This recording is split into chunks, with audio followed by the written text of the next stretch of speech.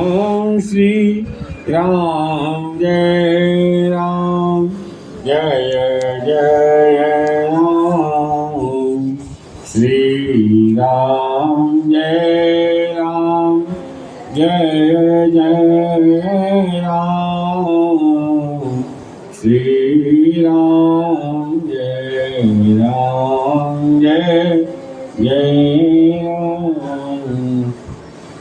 श्री रामचंद्र भगवान की जय।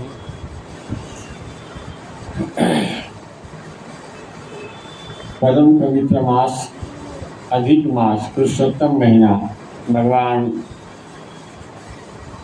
श्री पुरुषोत्तम भगवान का हम विशेष अर्चना करेंगे और पुरुषोत्तम मास महात्म कथा को श्रवण करते हुए श्री रामचरितमानस के कुछ चौपाइयों का अध्ययन स्मरण चिंतन करते हुए हम अधिक मास में इस शुभ कार्य करने जा रहे हैं। तो आइए सर्वप्रथम रामचरितमानस जी को हम समझें और फिर जब रामचरितमानस की कथा को विराम देंगे उसके बाद में पुरुषोत्तम मास की कथा को हम श्रवण करेंगे। 1 घंटे का समय निश्चित है और पूरे 1 महीने के अंतर्गत हम रामचरितमानस की चौपाइयों का गान करते हुए भगवान श्री राम जी के कथा का दर्शन करते हुए और पुरुषोत्तम महात्मा की कथा को श्रवण करते हुए अधिक मास को हम व्यतीत करेंगे। गोस्वामी तुलसीदास जी ने रामचरितमानस को लिखा है और इसकी रचना भगवान सदाशिव ने की है। भोलेनाथ रामचरितमानस की रचना की है और उनके दरबार में अधिक मास के पावन अवसर पर उनके द्वारा रचा हुआ श्री राम कथा मानस का गान करके इस पुण्य को हम भगवान महादेव को समर्पित कर देंगे और फिर भगवान शिव जी की जो शुभ आशीर्वाद हम सभी भक्तों के ऊपर प्राप्त होगी। मन को एकाग्र करते हुए आइए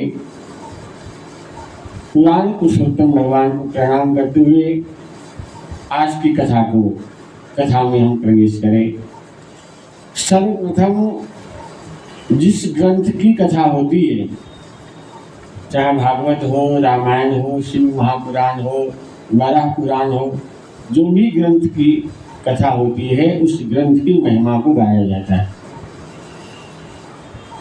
उसके महात्मा की कथा को सुनने से ग्रंथ से प्रेम होता है। गोस्वामी तुलसीदास जी ने रामचरितमानस में इनके महात्मा की कथा को श्रवण कराया। गोस्वामी जी लिखते हैं, गुरु हरि हर गण ईश्वरी सुमरो तुलसीदास करत गोपाल महात्म्य श्री रामायण सुखरास। रामायण सूरतरु की छाया दुख भय दूरी निकट जो आया।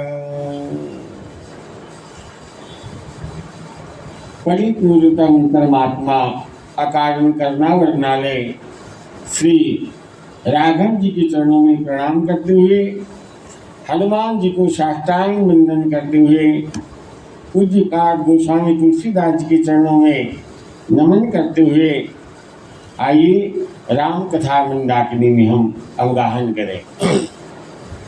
मानिए कि मंदाकिनी गंगा 1 महीने के लिए पूरे पुरुषोत्तम मास तक यहाँ प्रकट हो रही है। और गंगा में स्नान करने के लिए तो केवल 10 मिनट भी यदि स्नान कर लिए तो बहुत बहुत पुण्य प्राप्त होता है। तो हनुमान जी की कृपा, भगवान शिव जी की कृपा से राम कथा मंदाकिनी यहाँ प्रकट हुई है। हम सभी लोग गोता लगाकर अपने मनुष्य जीवन को धन्य करेंगे। देखिए, राम कथा सभी लोग जानते हैं, हर व्यक्ति राम कथा को जानते हैं। त्रेता युग का समय था और अयोध्या में भगवान श्री राम जी का राज्य अभिषेक होने वाला था। राम राज्य की स्थापना हो रही थी। महाराज दशरथ जी का शासन था। उनके 4 पुत्र थे, राम, लक्ष्मण, भरत, शत्रुघ्न। ऐसे महाराज दशरथ जी के 4 पुत्र। भगवान राम सबसे बड़े हैं और दशरथ जी ने राम जी को राज्याभिषेक करने का निश्चय किया कि हम राम को राजा बनाएंगे। किंतु राम जी राजा नहीं बन पाए, उनको वन जाना पड़ा। घटना ऐसी घटी कि जहाँ जिस दिन भगवान राम को राज्याभिषेक होना था उस दिन भगवान श्री राम वन की ओर रवाना हुए। भरत जी ने श्री राम जी को लौटाने के लिए चित्रकूट गए। जब लोगों ने आग्रह करी कि राम जी वन चले गए हैं तो राज्य का शासन भरत जी चलाएंगे। भरत जी को अच्छा नहीं लगा। वो राम जी को मनाने के लिए गए चित्रकूट और राम जी की पादुका लेकर ही वापस आए।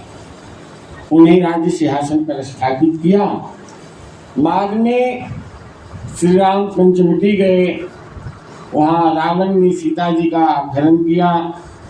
सीता माँ को पता लगाने के लिए राम जी ने मंदिरों और भाइयों की सेना को एकत्रित की। समुद्र पार करने के लिए पुल बांधा गया। लंका पर चढ़ाई की गई और रावण आदि राक्षसों का विनाश किया।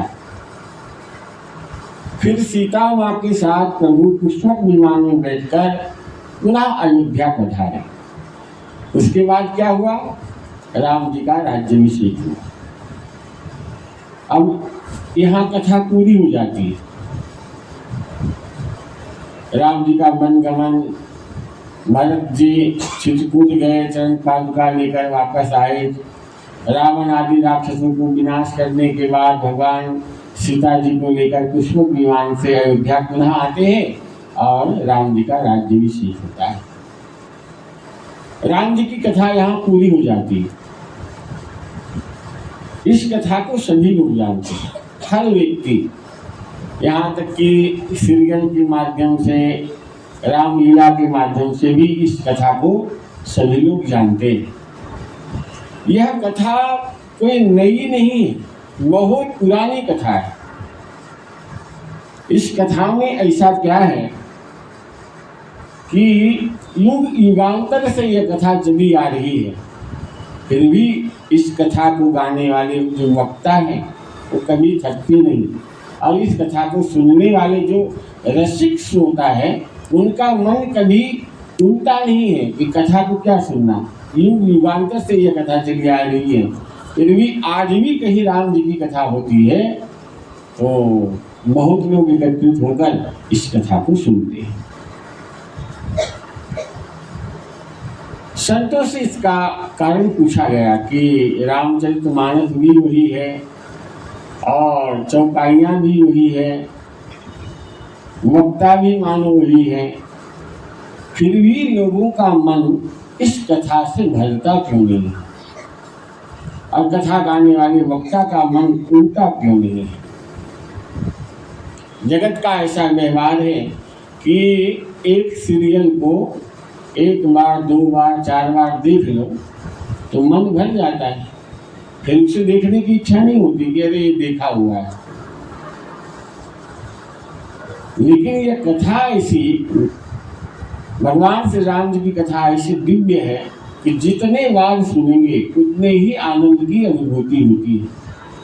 जो रसिक श्रोता होते हैं उनको जितने बार वो कथा को सुनेंगे, जितने बार राम जी की कथा को गाएंगे, उतने बार उसे नवीनतम, नित्य नूतन प्राप्त होता रहेगा। मानो कि यह कथा बिल्कुल नवीन है, नूतन है।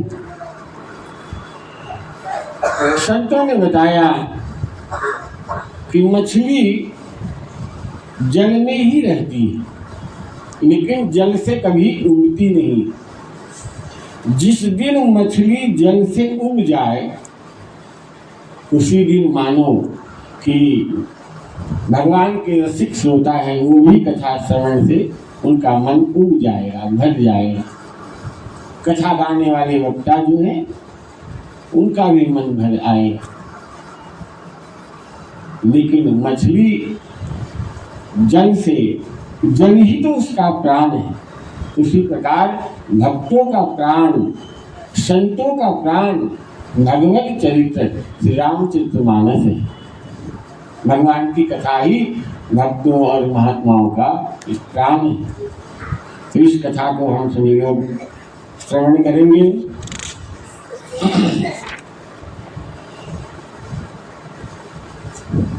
चिंतकों का मानना है कि कथा को श्रवण करने वाले जो श्रोता हैं वो दो प्रकार के होते हैं। एक सामान्य श्रोता और दूसरे होते हैं विशिष्ट श्रोता। समान श्रेणी के श्रोता वो हैं कथा सुनने वाले कि जो कथा में जो प्रसंग चलता है उस प्रसंग को चित्रपट की भांति श्रवण करते हैं। मानो कि वो देख रहे हैं, जो भी प्रसंग चलता है वह प्रसंग उनको दिखाई देती है। कथा प्रसंगों में वर्णित दृश्यों का दर्शन होता है। ऐसे श्रोता भी अहोभाग्य हैं, वंदनीय हैं। और दूसरे नंबर के जो है विशिष्ट श्रेणी के श्रोता, वो राम कथा को दर्पण मानते हैं। राम कथा क्या है? दर्पण है। राम जी के कथा को यदि हम ध्यान से सुनेंगे तो हमें हमारा स्वरूप का दर्शन होगा कि हमारा स्वरूप, हमारा स्वभाव कैसा है। राम कथा दर्पण है। इस कथा को श्रवण से हमें हमारे स्वभाव का दर्शन होगा।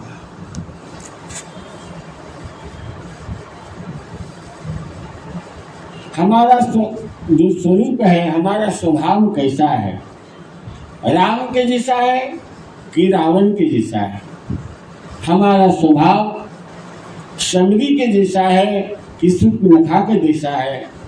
हमारा स्वभाव महाराज दशरथ जी के जैसा है कि दशानन रावण के जैसा है। इसका दर्शन इस कथा से होने लगता है कि हमारा स्वरूप, हमारा स्वभाव कैसा है। क्योंकि राम कथा दर्पण है और दर्पण में अपने स्वरूप का दर्शन होता है। हमारा स्वरूप है कैसा। इस कथा को यदि अनुष्ठान के रूप में 9 दिन में यह अनुष्ठान पूरा होता है, परंतु अधिक मास में हम पूरे 1 महीने तक इस कथा को गाएंगे। 1 महीने की कथा को पूरा पुरुषोत्तम मास में राम जी को कथा को श्रवण से, श्रद्धा से जब हम श्रवण करेंगे, प्रेम से भगवान की कथा को गाएंगे, सुनेंगे, तो हमारे जीवन की जो त्रुटियां हैं, गलतियां हैं, वो भगवान श्री राम, क्योंकि उनका बड़ा कृपालु स्वभाव है, राम जी का बड़े सरल स्वभाव के हैं, कृपालु हैं। वे हमारे सभी त्रुटियों को क्षमा कर देंगे और हृदय में अद्भुत प्रेम की जागृति होगी और पूर्णतया ज्ञान की प्राप्ति होगी। यदि हम नियम संयम से इस अनुष्ठान को पूर्ण करेंगे तो हृदय में एक नया ज्ञान, एक विवेक की जागृति होती है। भगवान श्री राम बड़े कृपालु स्वभाव है उनका, वो अपनी कृपा को बरसाएंगे और अपनी कृपा से सिंचित करके सभी भक्तों को आनंद से भर देते हैं। राम कथा भगवान श्री राम जी के दिव्य चरित्र है और इस कथा को सुनने से मन की मलिनता दूर हो जाती है। मन की मलिनता को धोने की कथा है राम कथा। शरीर के शुद्धि के लिए हम प्रतिदिन स्नान करते हैं, लेकिन अंतर मन की जो गंदगी है उसकी शुद्धि करने के लिए भगवान श्री राम जी की कथा है। इस कथा को श्रवण करने से भक्तों के अंदर मन की शुद्धि हो जाती है। इसलिए संत कहते हैं कि राम कथा जीवन दर्शन है। यह कथा पुरातन होते हुए भी नित्य नूतन है। इसमें नवीन प्रश्नों का समाधान भी, यदि आपके मन में कोई जिज्ञासा कोई प्रश्न उठ रही हो तो उस प्रश्न का समाधान रामचरितमानस से प्राप्त हो जाता है। भविष्य के लिए यह कथा मार्गदर्शन भी है। हम सब संसार में आए हैं और संसार में अनेक प्रकार का दुख है। संसार तो दुखालय है ही, और इस संसार में आकर हम सुख की कामना करते हैं। सुख हमें हमारे हाथ लगता नहीं है और दुख बिना बुलाए आ जाता है। तो संसार के दुखों को हल्का करने के लिए यह भगवान श्री राम जी की कथा, जो श्रद्धा से प्रेम से इस कथा को श्रवण करेंगे तो भक्तों की दुख की निवृत्ति मिल जाती है और सुख की प्राप्ति होती है। जीवन में पूर्ण शांति का अनुभव होने लगता है। फिर भक्तों का जो है जीवन भार नहीं लगता, वो जीवन आनंद से भर जाता है। जीवन में यदि दुख आया हो तो रामचरितमानस की कथा को हम सुनेंगे तो हमारे जीवन का दुख धीरे धीरे समाप्त हो जाएगा। संत कहते हैं कि जिस प्रकार भाषा की शुद्धि के लिए,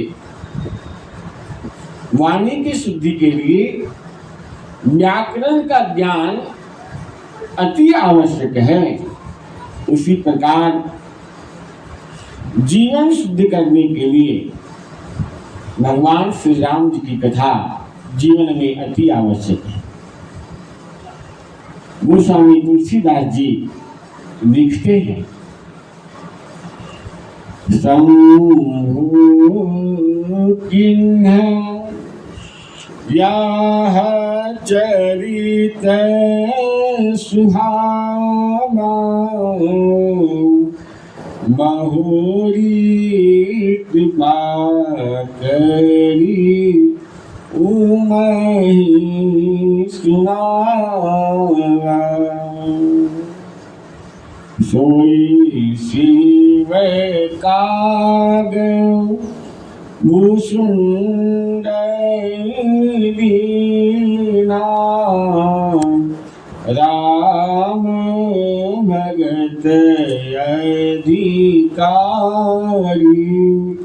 चिन्हा।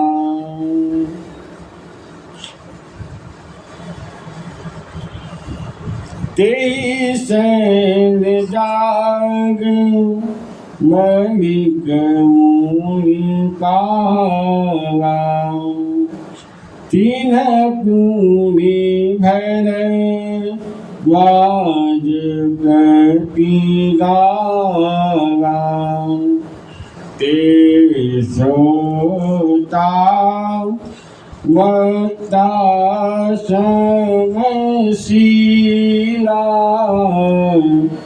समय दरसी जानहि हरि लीला। पूज्यपाद गोस्वामी तुलसीदास जी उन्होंने लिखा है कि शिव जी ने जो चरित्र को रचा, रामचरितमानस की रचयिता करने वाले कौन है? भगवान शिव जी ने ही इसकी रचना की है रामचरितमानस की। और उन्होंने रामचरितमानस की रचना करके माता पार्वती जी को श्रवण कराया। उसके बाद शिव जी ने फिर काकभूषुंडी जी को यह कथा दिया है और काकभूषुंडी जी से यह कथा याज्ञवल्क्य जी ने पाया, श्रवण किया। याज्ञवल्क्य जी ने यही चरित्र भरद्वाज ऋषि को श्रवण कराया और भरद्वाज ऋषि से परंपरा आगे बढ़ी है। प्रातः स्मरणीय श्री नरहरियानंद जी महाराज के स्वरूप से पूज्यपाद गोस्वामी तुलसीदास जी तक यह राम जी की कथा आई। श्री राम कथा की यह परंपरा रही। इसी राम कथा को हम सभी लोग यहाँ श्रवण करेंगे, गाएंगे, जो ऋषि परंपरा से चलती आ रही, जिसकी रचयिता भगवान शिव हैं। गोस्वामी तुलसीदास जी ने इस कथा का लेखन किया। कथा के पूर्व मंगलाचरण होता है, तो गोस्वामी तुलसीदास जी ने रामचरितमानस में 7 सोपान है और प्रथम सोपान बालकांड। 7 कांड की रचना की है। बालकांड, अयोध्याकांड, अरण्यकांड, किष्किंधाकांड, सुंदरकांड, लंकाकांड और उत्तरकांड। ऐसे 7 कांड हैं रामचरितमानस में। 7 कांडों के प्रतीक स्वरूप 7 मंत्रों की योजना, यानी 7 मंत्र संस्कृत में गोस्वामी तुलसीदास जी ने लिखी, अथवा 7 श्लोकों में जो मंगलाचरण किया है। संत इसका अभिप्राय बताते हैं कि रामचरितमानस एक ऐसा अद्भुत ग्रंथ है कि सप्ताह के 7 दिन होते हैं, तो कोई भी दिन इस ग्रंथ को प्रारंभ किया जाता है। कोई मुहूर्त देखने की आवश्यकता नहीं। सप्ताह के 7 दिन के अंतर्गत कभी भी हम राम कथा को श्रवण करने के लिए शुभारंभ कर सकते हैं। एक संत कहते हैं कि नहीं, गोस्वामी तुलसीदास जी ने रामचरितमानस के मंगलाचरण में जो 7 श्लोक लिखे, इसका ये कारण है कि संगीत का स्वर है 7, सा रे गा मा पा धा नी सा, ये 7 स्वर है संगीत का।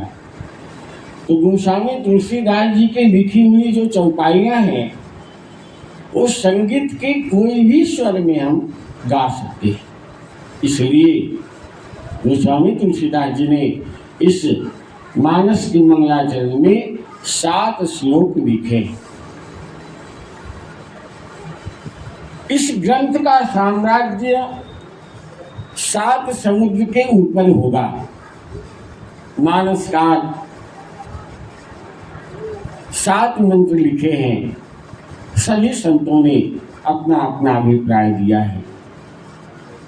कारण जो भी हो गोस्वामी तुलसीदास जी का, लेकिन उन्होंने 7 मंत्र 7 श्लोक संस्कृत में लिखे और इस श्लोकों के द्वारा रामचरितमानस का मंगलाचरण किया। तो आइए आज कथा का प्रथम दिवस है, प्रारंभ दिवस है। गोस्वामी तुलसीदास जी ने रामचरित्र के मंगलाचरण में जो 7 श्लोक लिखे हैं, उस श्लोकों का गान करते हुए उनके भावों को समझने का प्रयास करें।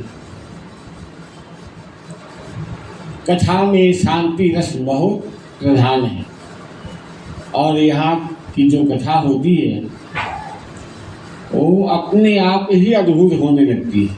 एक तो सामने में हनुमान जी बैठे रहते हैं और भगवान शिव जी भी विराजमान है, ये इधर आदि शक्ति माता जी विराजमान रहती है। तो जब जब भी हमने यहाँ कथा किया है भागवत की, शिव महापुराण की या रामचरितमानस की, तो कथा में एक अद्भुत आनंद की अनुभूति होने लगती है और कथा बड़े सुंदर भावों से प्रकट होने लगता है। कारण है कि कहा है स्थानम प्रधानम न मलम प्रधानम।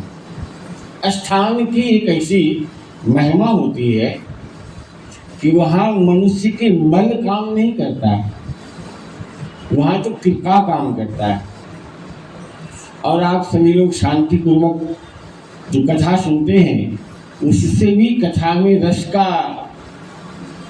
अति आनंद आने लगता है। तो मेरा तो कहना सिर्फ इतना ही रहेगा कि ये जो अधिक मास आया है बहुत अद्भुत है अधिक मास, और इसमें एक इच्छा को हमेशा जागृत बना करके जब हम रखेंगे तो प्रतिदिन नियम के अनुसार हम इस स्थान पर आ पाएंगे, अन्यथा संभव नहीं है। 7 दिन तक लोग नियम से कथा में नहीं जा पाते और 1 महीने तक कंटिन्यू समय से आना ये संभव कैसे होगा जब तक भगवान की कृपा नहीं होगी तब तक। इसलिए भगवान की कृपा के लिए हमें प्रार्थना भी करनी होगी कि ये तो खास करके पुरुषोत्तम भगवान का ही दिन है और पुरुषोत्तम भगवान की ही कथा भी है और उनकी कृपा होगी तब हम नियम से पूरे 1 मास तक हम नियम संयम में रहेंगे और भगवान की कथा को श्रवण करेंगे। तो आइए 7 श्लोकों की जो मंगलाचरण किया है गोस्वामी जी ने लिखा है उसको हम श्रवण करते हैं और समझने का प्रयास करते हैं। प्रथम श्लोक में गोस्वामी तुलसीदास जी ने लिखा, वर्णानामर्थ संज्ञानां रसाणां छन्दसागे मंगलानां च कर्तारौ वन्दे वाणी विनायकौ। इस श्लोक के द्वारा गोस्वामी जी ने भगवान श्री गणेश जी को प्रणाम किया और माता सरस्वती जी को प्रणाम किया। गणपति और सरस्वती की वंदना की और इसके लिए गोस्वामी जी ने बहुत ही सुंदर शब्दों का प्रयोग किया, वंदे वाणी विनायको। जीवन में वाणी अति आवश्यक है और वाणी के साथ साथ जीवन में विनय और विवेक भी अति आवश्यक है। इसलिए गोस्वामी तुलसीदास जी ग्रंथ का शुभारंभ के रूप में गणपति जी को प्रणाम किया और माता सरस्वती जी की वंदना की, वंदे वाणी विनायको। प्रथम श्लोकों में गोस्वामी जी ने गणेश जी और सरस्वती जी को प्रणाम किया। दूसरे श्लोक, भवानी शंकरो वंदे श्रद्धा विश्वास रूपिणो याभ्यां विना न पश्यन्ति सिद्ध्या स्वान्तास्थमीश्वरम्। दूसरे श्लोक में गोस्वामी तुलसीदास जी त्रिभुवन की जननी माता पार्वती जी की वंदना की। जो माता पार्वती श्रद्धा और विश्वास के प्रतीक है। देखिए, जब तक हृदय में श्रद्धा और विश्वास दृढ़ नहीं होगा, तब तक संत महात्माओं को भी भगवान का दर्शन संभव नहीं होता है। इसलिए श्रद्धा होनी चाहिए और विश्वास भी होनी चाहिए। तो श्रद्धा और विश्वास के प्रतीक हैं भगवान महादेव और माता पार्वती। इसीलिए भवानी शंकरो वंदे श्रद्धा विश्वास रूपिणो याभ्यां विना न पश्यन्ति सिद्ध्य स्वान्ताष्टमीश्वरम्। शिव और माता पार्वती जी को गोस्वामी जी ने दूसरे श्लोक में शिव और पार्वती जी को प्रणाम किया। तीसरे श्लोक लिखे हैं, वंदे मोधमयं नित्यं गुरु शंकर रूपिणं यमाश्रितो हि भक्तोऽपि चन्द्रः सर्वत्र वन्दते। गोस्वामी तुलसीदास जी ने त्रिभुवन के गुरु भगवान शंकर जी की वंदना की। उसके बाद चतुर्थ श्लोक, सीताराम गुणग्राम पुण्यारण्य विहारिणो वंदे विशुद्ध विज्ञान कवीश्वर कपीश्वर। चौथे मंत्र में सीताराम गुणानुवाद रूपी पवित्र मन में सदा विहार करने वाले आदि कवि वाल्मीकि जी और हनुमान जी के चरणारविंदों में प्रणाम किया, वंदन किया। पांचवें श्लोक में गोस्वामी जी लिखते हैं, उद्भव स्थिति संहार कारिणीं क्लेशहारिणीं सर्वश्रेयस्करीं सीतां नतोऽहं राम वल्लभम्। पांचवें मंत्र में संसार को उत्पन्न करने वाली और इस संसार को पालन करने वाली समग्र श्रेष्ठ कवि भगवती सीता जी की वंदना की है। यन माया वसवर्ति विश्वमखिलम् ब्रह्मादि देवासुरा यत् सत्त्वाद मृषैव भाति सकलम् रज्जौ यथा हे भ्रमा यत् पादाक्रमे कमे वहि भवान् भोजे स्थिति सावधान वंदे हम तमशेष कारण परम रामाख्यमी संभरी। छठे श्लोक में गोस्वामी जी ब्रह्मांड के नायक भगवान श्री राम जी की प्रार्थना की। उसके बाद सप्तम श्लोक रामचरितमानस के बाल कांड के 7 श्लोक में जो आखिरी श्लोक है 7वां, उसमें गोस्वामी जी कहते हैं, नाना पुराण निगमागम सम्मतं यत् रामायणे निगदितं क्वचिदन्यतोऽपि स्वान्तः सुखाय तुलसी रघुनाथ गाथा भाषा निबंधमति मंजुलमादनोति। 7वें मंत्र में ग्रंथ की रचना की पृष्ठ भूमिका का हेतु बताया है। गोस्वामी तुलसीदास जी कहते हैं कि मेरे से पूर्व अनेक ऋषि मुनियों ने भगवान श्री राम जी की कथा को लिखी है। मुझे कोई नई कथा नहीं लिखनी है, मुझे कोई नई कथा नहीं कहनी है, किंतु मेरे अनुभव में जो बात आई है उसका मैं वर्णन करूंगा। इस ग्रंथ को लिखने का मेरा एकमात्र उद्देश्य है। गोस्वामी जी ने किस उद्देश्य से रामचरितमानस की रचना की है?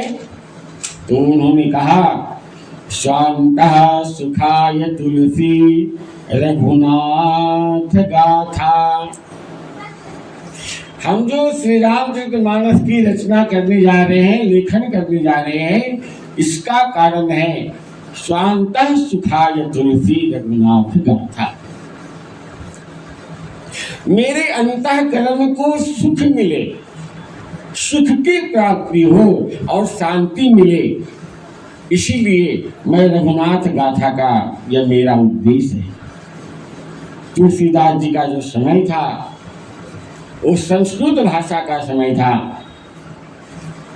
पर वे वास्तविक राम राज्य को इस पृथ्वी पर लाना चाहते थे। इसलिए उन्होंने 7 श्लोक में मंगलाचरण की और उसके बाद में लोक भाषा में इस रामचरितमानस को लिखा गया।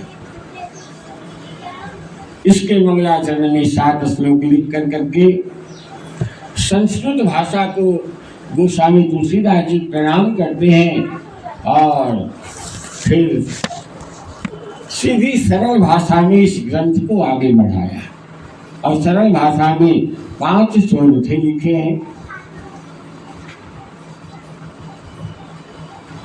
जय सुमिरत सिद्धि होई गणनायक करिवर वदना करऊ अनुग्रह सोई बुद्धिराशि शुभ गुण सदना। गोस्वामी तुलसीदास जी जानते थे कि आगे जो समय आएगा उनकी रुचि संस्कृत भाषा के प्रति इतनी नहीं रहेगी, संस्कृत भाषा लोग समझ नहीं पाएंगे। इसलिए जगत कल्याण करने के लिए सीधे लोक भाषा में, सरल भाषा में गोस्वामी तुलसीदास जी ने रामचरितमानस का लेखन किया है। तो 7 श्लोकों में मंगलाचरण किया और उसके बाद में 5 श्लोक लिखे। जेहि सुमिरत सिद्धि होई गणनायक करिवर वदना करऊ अनुग्रह सोई बुद्धि राशि शुभ गुण सदना। प्रथम श्लोक में भी भगवान गणेश जी को प्रणाम करते हुए प्रार्थना करते हैं कि जिनके स्मरण से सिद्धि प्राप्त होती है, ऐसे हे गणनायक मेरे ऊपर अनुग्रह करें। विनय पत्रिका के प्रारंभ में गोस्वामी तुलसीदास जी कहते हैं कि आप मेरे ऊपर ऐसी कृपा करिए कि बसहि राम सिया मानस मोरे। भगवान गणेश जी की प्रार्थना करते हुए कहा कि मेरे हृदय में सीता और राम निवास करे, इसलिए हे गणेश जी आप मेरे ऊपर कृपा करिए। दूसरे सोरठे में परमात्मा की स्तुति की। अब देखिए, परमात्मा की स्तुति करते हुए जो दूसरे सोरठे लिखे हैं गोस्वामी जी ने, क्या लिखा? मूक होई वाचाल कंगु चढ़े गिरिवर गहना जासु कृपासु दया द्रवौ सकल कलिमल दहना। भगवान की स्तुति करते हुए गोस्वामी तुलसीदास जी कहते हैं कि जिनके कृपा से, यदि भगवान की कृपा हो जाए तो गूंगा बोलने लग जाता है। मूक होई माचाल कंगु चढ़े गिरिवर गहना। यदि भगवान की कृपा हो जाएगी, भगवान ऐसे कृपालु देव है कि उनके कृपा से गूंगा भी बोलने लग जाता है और लंगड़ा जो है पहाड़ चढ़ सकता है। इसलिए कहा है मूकम करोति वाचालम पंगु लंघयति गिरिं यत्कृपा तमहं वन्दे परमानंद माधवम्। भगवान की कृपा जब होगी तो सब कुछ संभव हो जाएगा।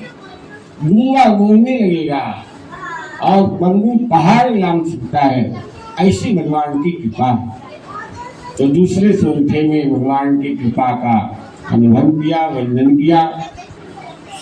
तीसरे सोरठे में गोस्वामी जी लिखते हैं, नील सरोरु श्याम तरुण अरुण वारिज नयन करहु सुमम उर्धाम सदा क्षीर सागर शयन। क्षीर सागर में शेषनाग की शैया पर विराजमान भगवान नारायण की प्रार्थना की और कहा कि हे भगवान, मेरा मन सागर की तरह खारा है, मेरा मन पवित्र नहीं है, लेकिन आप कृपा करेंगे, आप हमारे हृदय में प्रवेश करेंगे, तब मेरा मन, मेरा हृदय सदा सर्वदा पवित्र हो जाएगा। इसलिए हे भगवान, आप मेरे हृदय में विराजमान हो जाएंगे। चतुर्थ सोरठा, चौथे सोरठे में गोस्वामी जी लिख रहे हैं, कुंद इंदु समदेह उमा रमण करुणा अयन जाहि दीन कर नेह करहु कृपा मर्दन मयन। चौथे सोरठे में गोस्वामी जी भगवान शिव जी से प्रार्थना करते हैं और कहते हैं कि हे उमानाथ, मेरे ऊपर आप कृपा करिए। हे प्रभु, आप भस्म को धारण करने वाले हैं, आप मेरे ऊपर कृपा करें, मेरे मन में कभी काम आदि विकार प्रवेश ना करे। भगवान शिव संहार के देवता हैं। ब्रह्मा विष्णु और महेश ये तीन देव हैं। ब्रह्मा जी की कृपा से जन्म प्राप्त होता है और भगवान विष्णु की कृपा से पालन और पोषण होता है, और शिव जी जो है वो संहार के देवता है। तो गोस्वामी जी कह रहे हैं कि मेरे मन में काम क्रोध आदि जो विकार है, उस विकार को, उस काम क्रोध को हे महादेव आप संहार करिए।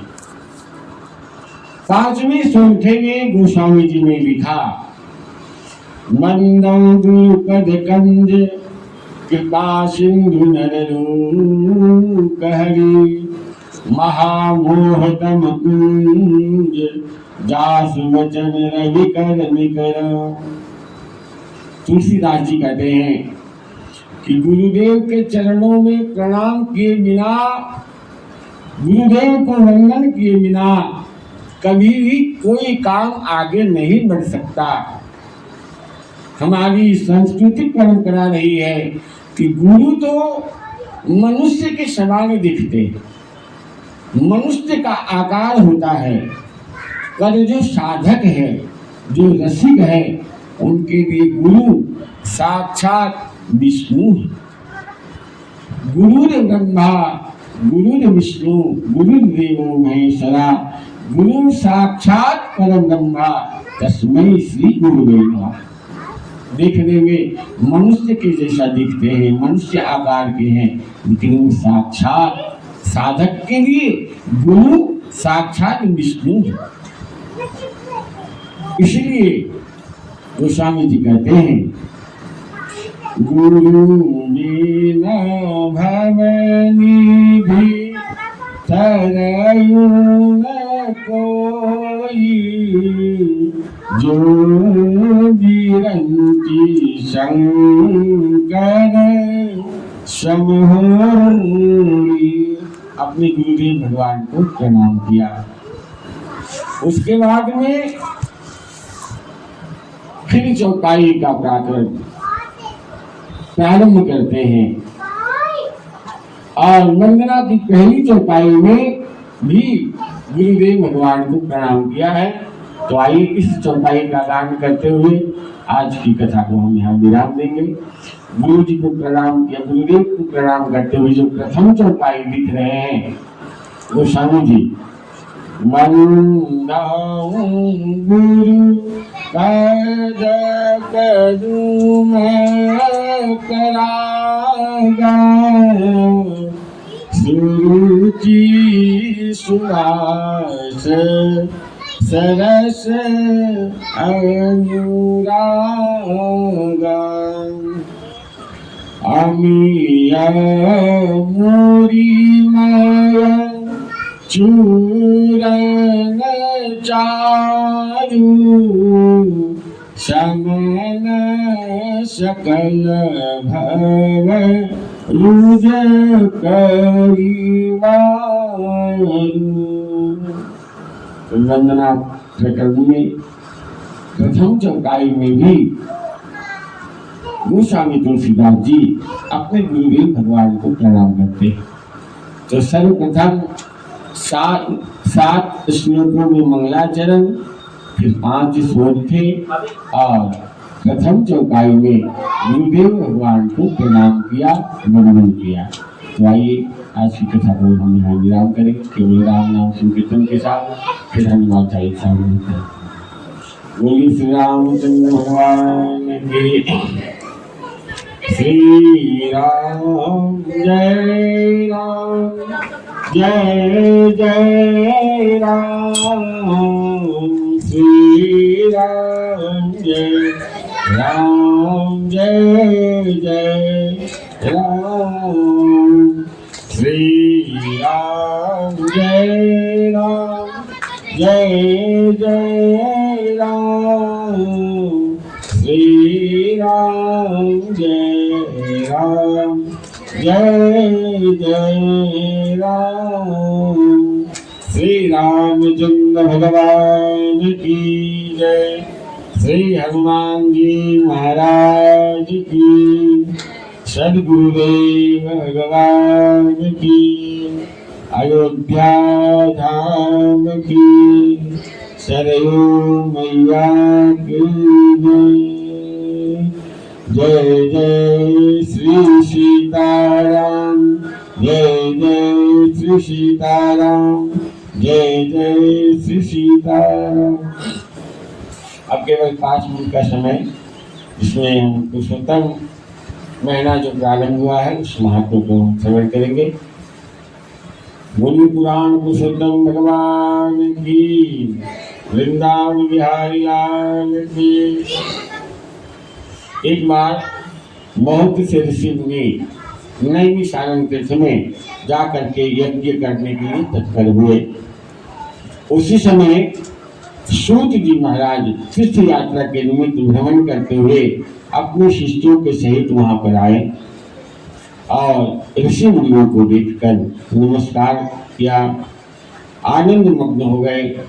मलकल वस्त्र पहने, प्रसन्न मुख, चेहरे पर कांति, परमार्थ में निपुण, चंदन से शोभायमान, तुलसी की माला पहने हुए, जटाओं का मुकुट धारण किए हुए, महा शरणम इस अद्भुत मंत्र को जप करते हुए परम वंदनीय श्री सूत जी महाराज का आगमन हुआ। सूत जी को देखकर नैमिषारण्य के महर्षि लोग उठकर खड़े हो गए, उनका सम्मान किया। देखिए सूत जी का उम्र है केवल 20 वर्ष और ऋषि मुनि जो हैं बड़े बड़े उम्र वाले, किसी का 100 वर्ष हो गया, कोई 125 वर्ष के है, कोई 150 वर्ष के। इतने लंबी उम्र वाले ऋषि मुनि महात्मागण 20 वर्षीय सूत जी महाराज के चरणों में प्रणाम कर रहे हैं।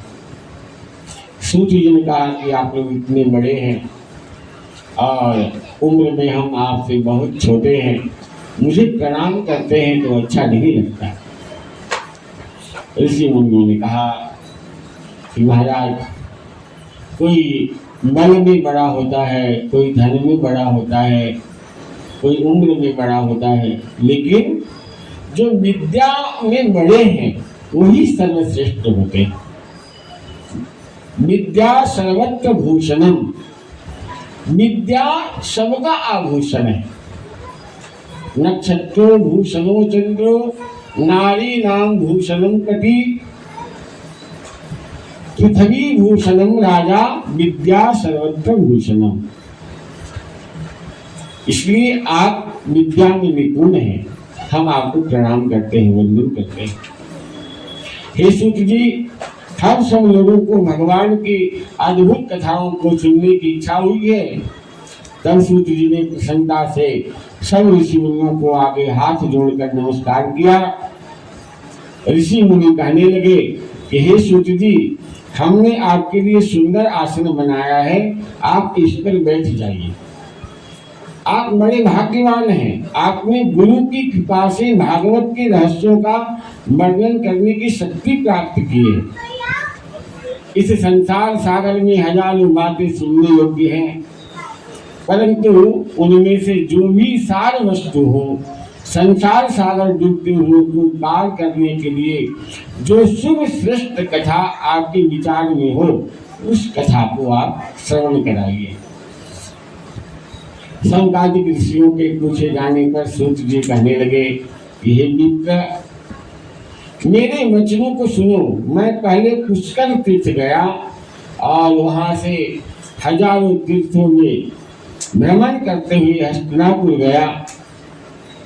वहां राजा परीक्षित अपने राज्य को छोड़कर अनेक महापुण्यवान ऋषियों के साथ गंगा किनारे जा रहे थे। उनमें अनेक सिद्ध योगी और महासिद्धि मुनि थे। मैं वहां पर उस समाज को पूछ ही रहा था तो श्री कृष्ण भगवान के चरण कमल में मन लगाए महामुनि व्यास जी के पुत्र श्री सुखदेव भगवान यहाँ पधारे, जिनकी 8 वर्ष की आयु, शंख के समान कंठ, ऊंचे और चिकने केशों से घिरा हुआ मुख दृश्य, कंधा उनका चमक रहा था, चमकती हुई कांति थी, वह अद्भुत वेश ब्रह्म स्वरूप थे। ऐसे महामुनि सुखदेव जी को देखकर सारे ऋषि मुनि महात्मा जन हाथ जोड़कर खड़े हुए। तब मुनियों ने बनाए हुए कमल चक्र जैसे ऊंचे आसन पर सुखदेव जी को विद्यमान कराया और उस आसन पर बैठे हुए ज्ञान समुद्र के चंद्रमा सुखदेव जी ऋषियों की पूजा को ग्रहण कर ऐसे शोभायमान हुए जैसे तारागण में चंद्रमा शोभायमान होता है। अथ श्री पुरुषोत्तम मास महात्म्या प्रथमोत्सवः। बोलिए सच्चिदानंद भगवान के, पुराण पुरुषोत्तम भगवान की जय। जय जय श्री राधे, जय जय श्री राधे, जय जय श्री राधे श्याम।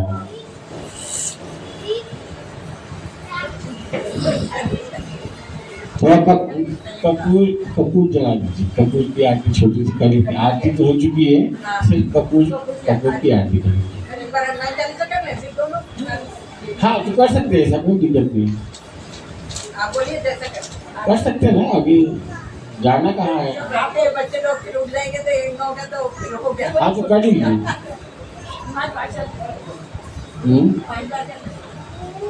हाँ तो हनुमान चालीसा 5 बार कर लिया, हम भी साथ में करेंगे और फिर आरती कर लेंगे, फिर हनुमान जी की पूरी आरती कर लेंगे। बोलिए हनुमान जी महाराज की। सब लोग हनुमान जी की तरफ बैठिए। हनुमान राम जी की कथा प्रारंभ हुई है और हनुमान चालीसा के साथ आज की कथा को विराम देंगे।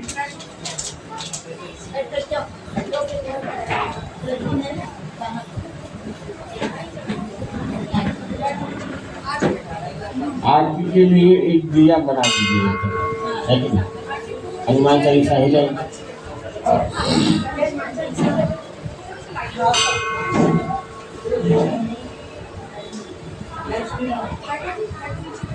चालू करें? हाँ चालू कर लीजिए।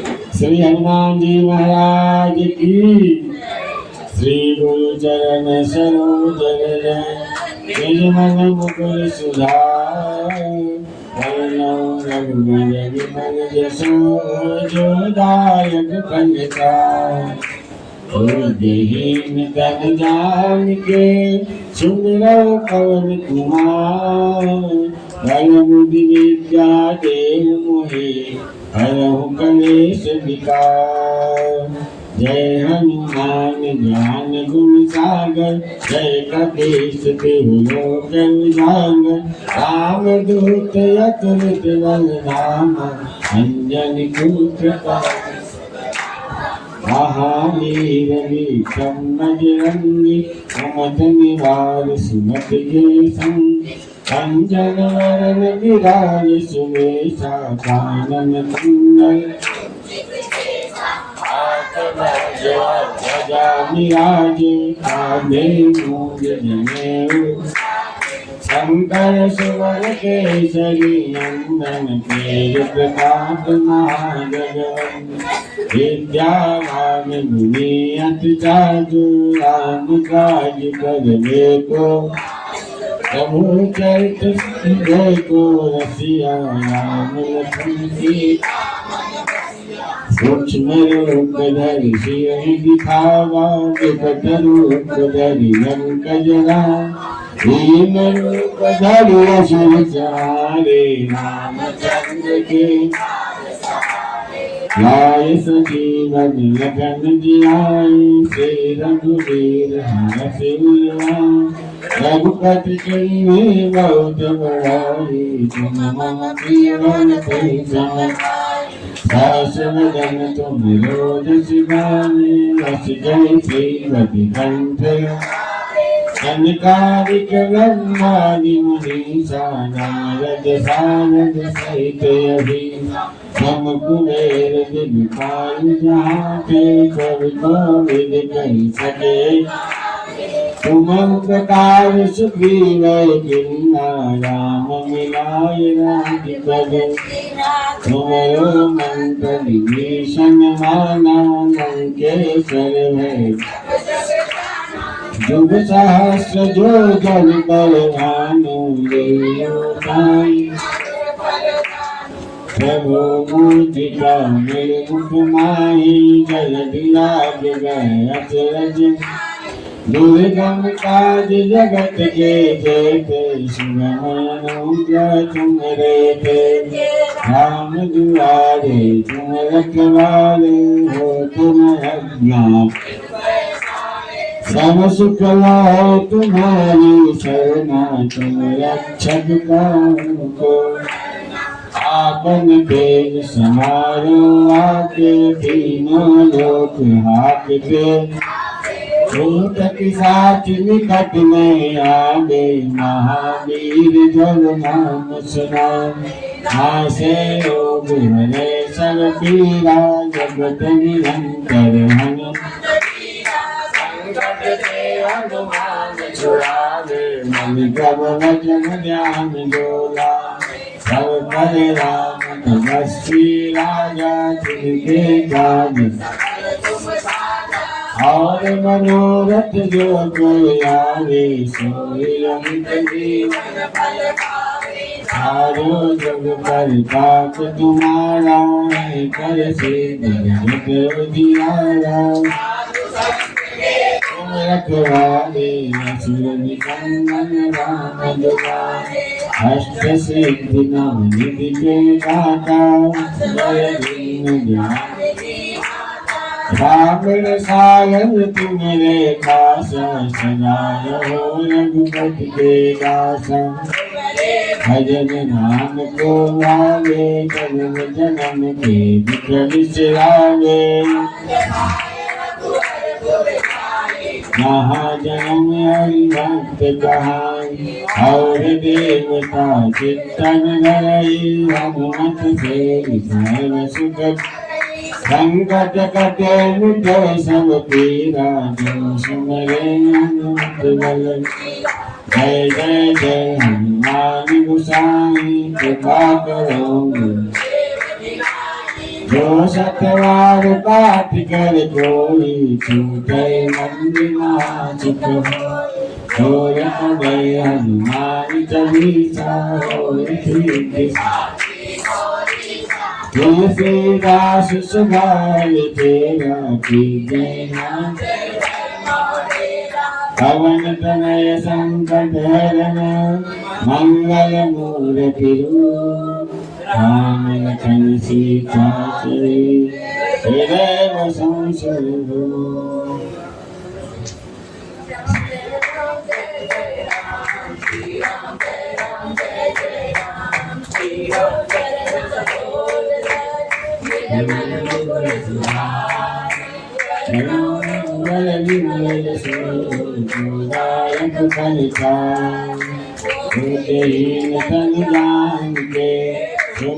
पवन कुमार विद्या देव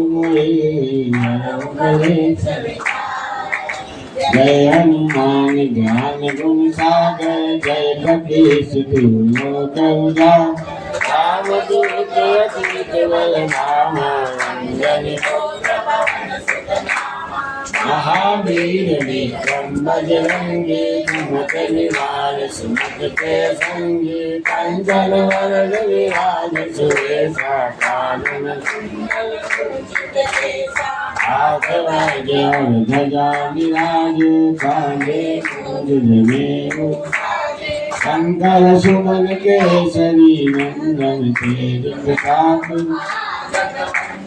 विद्यावान विवेक चातुर राम काज करने को चरित सुनिए को रसिया राम लखन सीता सूक्ष्म रूप धरि सिंह दिखावा विकट रूप धरि लंक जरावा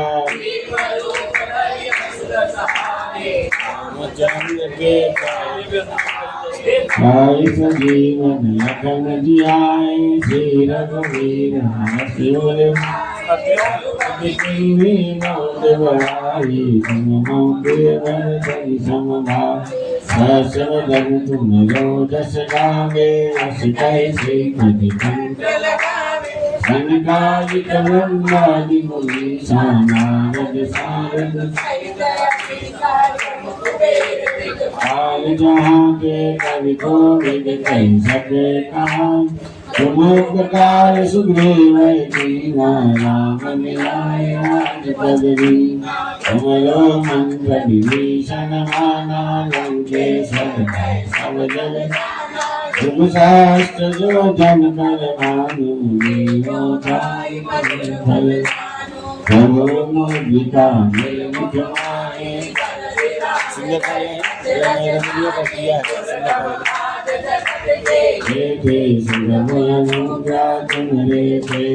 भाव दुआरे तुम रखवारे हो तन आज्ञा बिन जय तुम्हारी शरणा तुम रक्षक पाओ गोरल आपन तेज समारो आपे तीनों लोक आपते भूत पिशाच निकट नहीं आवे महावीर जब नाम आसे रोग हरे सब पीरा जगत निरंतर हनुमत संकट ते हनुमान छुड़ावे मन क्रम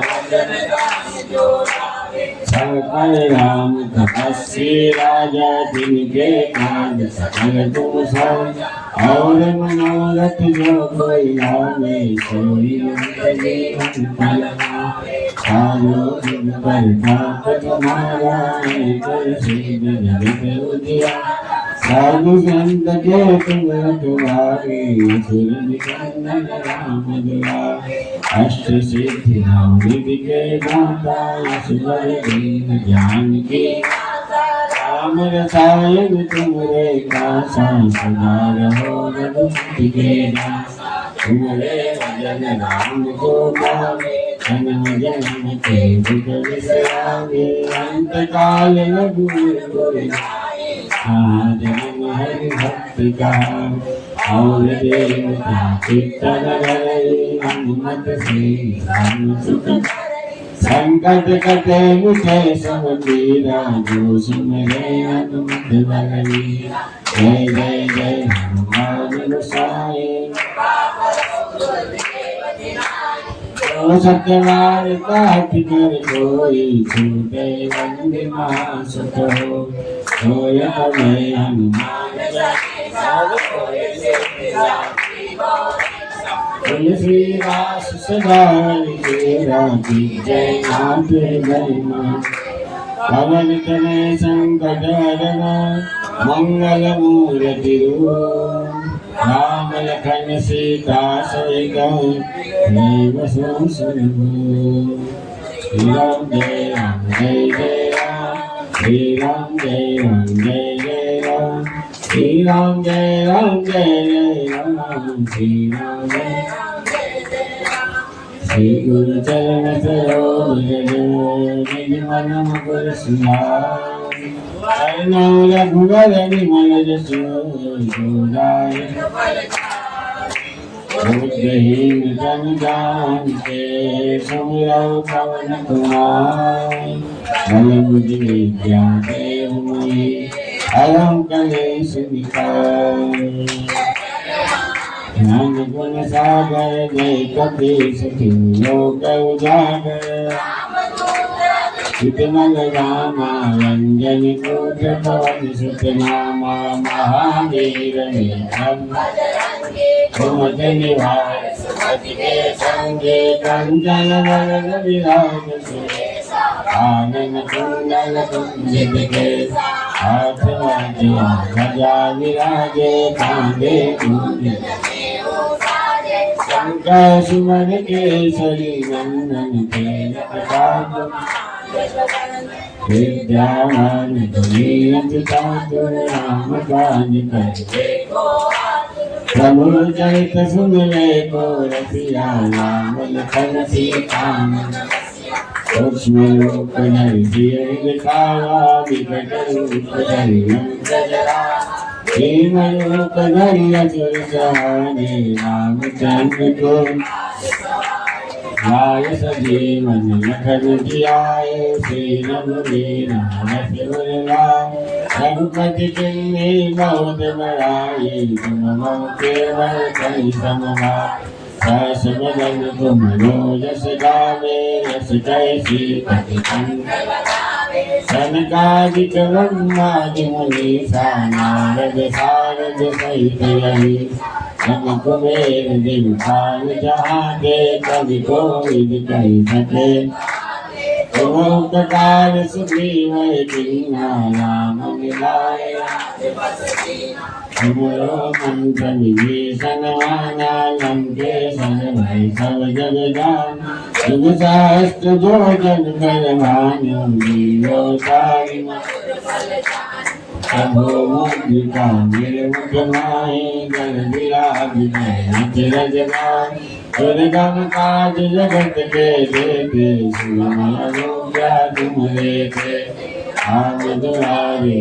तुम रखवारे होत न लज्जा बिन कर सब सुख लहे तुम्हारी शरणा तुम रक्षक काहू को आपन तेज समारो तीनों लोक हाकते काम ओधन साच निकट नहीं आमे महावीर जब नाम सुना आसे रोग हरै सब पीरा जगत निरंतर हनुमत संकट के हनुमान छुड़ावे मन क्रम वचन ध्यान जो तत्पर राम तपस्वी राजा तिनके काज सकल तुम और मनोरथ जो कोई आवे सोई अमितरी मन करता सारो जग पर ताप तुम्हारा है कर सिद्ध जगत साज संत के तुम रखवारे सुरंदन राम दुलारे अष्ट सिद्धि नवनिधि के दाता यशवर दीन ध्यान की राम रसायन तुमरे पासा सदा रहो रघुपति तुमरे भजन नाम को गावे जन्म जन्म के दुख विसरावे अंत काल रघुवर पुर जाई जहाँ जन्म हरि भक्त कहाई और देवता चित्तन धरे हनुमत से सर्व सुख करे संकट कटे मिटे सब पीरा जो सुमिरे जय जय जय हनुमान गोसाई कृपा करो गुरुदेव की नाई छूटे निवास कहो ये जोया कने हनुमान चालीसा होए सिद्ध साखी गौरी सतुलसी दास सदा विद्यनाथ जय मारे पवन तनय संकट हरण मंगल मूर्ति राम लखन सीता सहित हृदय बसो सुरभूप सियाओ।